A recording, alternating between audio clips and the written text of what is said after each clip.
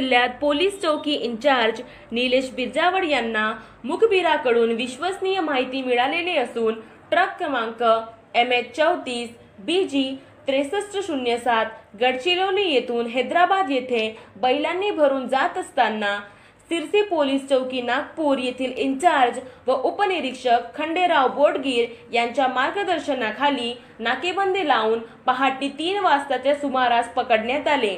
Truck थांबवून पाहणी केली असता त्यात बळजबरीने बैल भरून दिसल्याचे आढळले।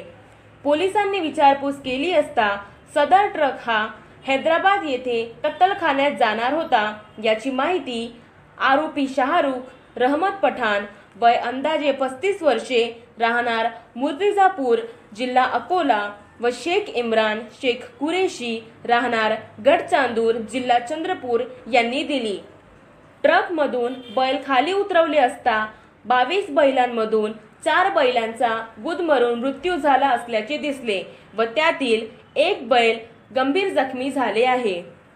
तत्काळ पोलीस चौकी इंचार्ज निलेश बिरजावड यांनी जनावरांसाठी व्यवस्था केली असून प्रभारी पशुवैद्यकीय अधिकारी स्वप्नील सोनवणे व पशुवैद्यकीय कर्मचारी अमोल वरभे यांना बोलावून जनावरांची तपासणी करून औषधोपचार करण्यास सांगितले।